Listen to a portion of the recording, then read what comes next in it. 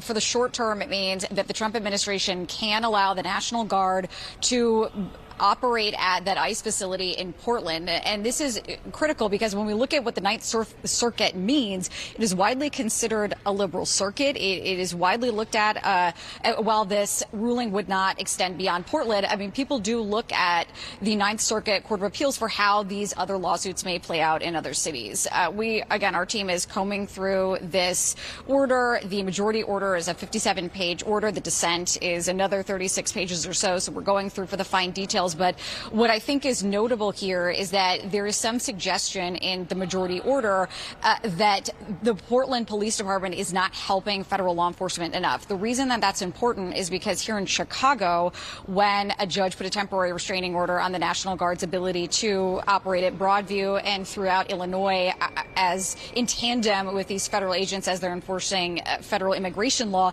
it is because of the local help that a judge said basically the locals have it. There is no need for the National Guard. So again, we're still combing through the reasoning here. But what is clear is that the judiciary is looking at the totality of help from not just federal law enforcement, not just what the National Guard can provide, but what local law enforcement is able and willing to provide to assess the real risk to federal agents who are out pursuing these immigration enforcement actions. Brianna and Boris.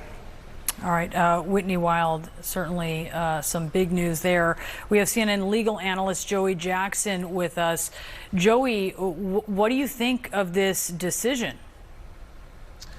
It's concerning, Brianna and Boris, and I say that objectively, legally, not politically. And the reason it's concerning is because, remember the process. The district court judge, which is the judge that initially got the lawsuit, said that there will be no troops sent into Portland. And then the Trump administration tried to say, OK, and send them in from California. And she said no as to that also. But the reason it's concerning is because she had a hearing. And at that hearing, there were facts, right? Hearing is about facts and evidence with respect to whether or not the deployment was lawful. And a lawful deployment means if you're going to allege, as the president certainly has the authority to send troops if federal properties are at issue, to enforce constitutional rights, etc. So, yes, you have the authority, but there have to be facts that would substantiate your ability to send the troops. And therefore, it was felt that a hearing was appropriate to determine what the conditions were like on the ground. And thereafter, the judge concluded that factually the assessment was that the Trump administration's facts were not comporting with the reality. In fact, I will quote her, she said, untethered from reality. And so now you have another court, and that's an appellate court, and they're certainly the appellate court is higher than the district court. They evaluated, and it's a very procedural ruling. And it says that the district court should not substitute its judgment as to the president, and that the president is afforded and should be afforded great deference. And the only way the president could be overruled is if he's patently wrong. Well, I think the district court judge, in having a hearing, made that assessment that the president was patently wrong with regard to a rebellion or anything else. And so this broadening of authority, which according to the district judge, she was there at the hearing, I wasn't, who said it was untethered from reality, untethered from the facts, and there was nothing justifying it, has now been overruled by a court, and this gives the president more broad authority. And finally, the implication is not just to Portland. Remember that this National Guard issue is not limited there. It's all over where the president is seemingly sending them. So the issue then becomes, does it embolden the administration then to send troops everywhere and anywhere? Because remember, you have to, according to this appellate ruling, afford great deference to the president. And unless the president's patently wrong, the court can't substitute its judgment. But again, the court wasn't substituting, in my view, its judgment. It was giving a conclusion after having a hearing with regard to what was happening. So it's concerning, I would say. So, Joey, what happens next? It seems like this is a case that is destined for the Supreme Court, but there need to be more appeals. So, yes, I mean, what can happen next is that you can have, this was a 3-judge panel, and of course it was a 2-to-1 ruling. There's a dissent. That dissent means there was a judge that felt it was an improper ruling, the other 2.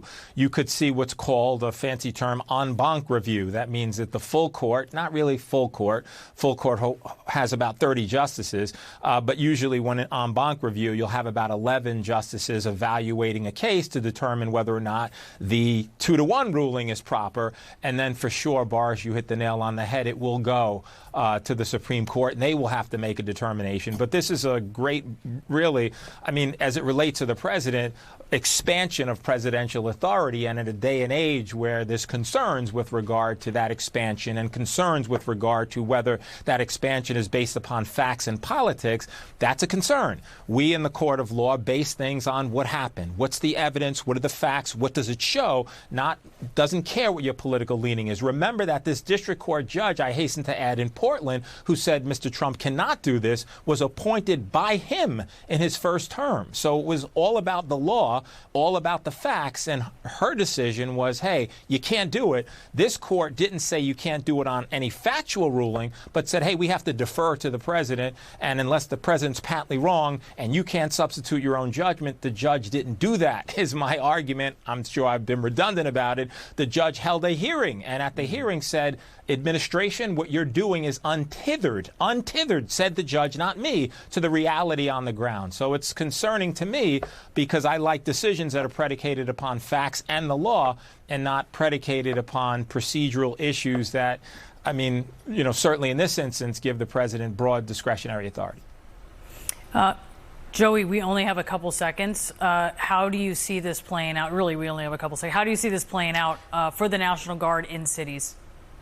I think that what we're going to see is National Guard everywhere and anywhere that the administration, in its discretion, believes that they should go, whether or not the facts justify it. That's, to me, what this decision says. That's going to get a lot of attention. Joey Jackson, thank you so much for your analysis there. Of course. So look up tonight, because we do like to look up on this show at the sky. The sky is about to put on a pretty amazing display. According to Earth Sky, the Orionid meteor shower is about to peak, meaning that streaks of all